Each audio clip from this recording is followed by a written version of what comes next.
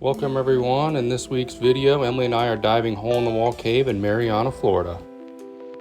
It's a beautiful day out on the mill pond. Nobody else is here, so we have the cave to ourselves. Here I am preparing my primary reel. Running line in a hole in the wall is actually pretty fun. There is a unique feature that there's a vertical, rather large chimney that drops straight down to where the two primary lines are, one upstream and one downstream. In this video, we're gonna go down and head upstream. So right here's the chimney. So I'm kind of looking over the edge, trying to position myself so I can cleanly run the line down the side here and make sure it's not a entanglement hazard or, leave a bird's nest out there for somebody to get caught up in.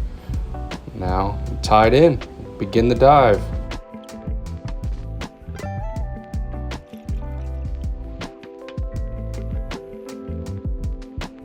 Hole in the wall is probably my favorite cave dive on the mill pond, and the reason is it's just one huge room after another. It just feels like mega cave, just large passages, really epic. There'll be times you'll look at your computer and you're about 80 feet and you look up, man, and the top of the room must be the freaking 10 feet from the surface. It's just really an epic cave.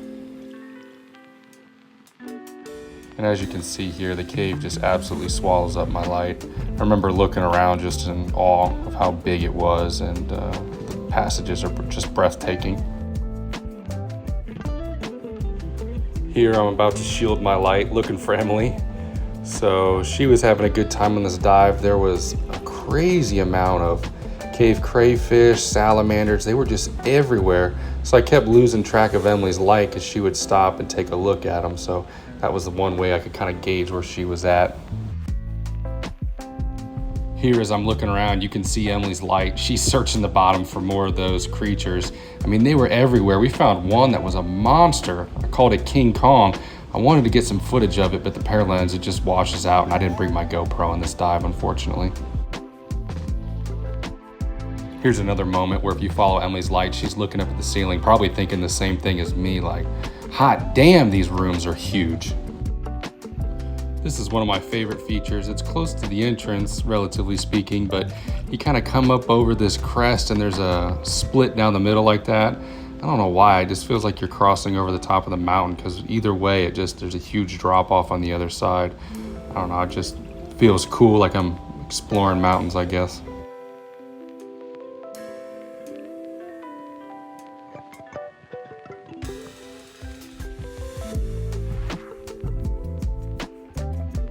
Here, Emily and I are taking it in. You can see her looking up at the ceiling, looking down, just such a massive cave. It's so fun going room to room. Right when you think it's, gonna tighten down a little bit, it explodes back open into another huge room.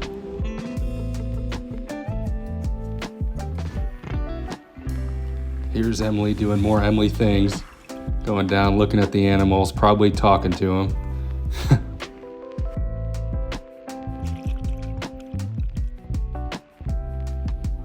As we get closer to the end of this video, Emily and I have barely touched the surface of what is in this cave. So I think there's 30-some thousand feet of passage, and we've done maybe 1/30th of that.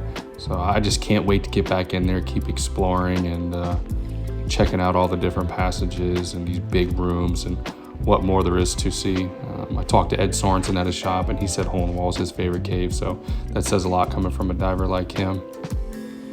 Anyway, I appreciate you guys for checking in, and if you have any advice about, the deeper passages in hole in the wall, leave it in the comments. We'd love to learn and hear what you have to say. Thanks for watching. Until next time.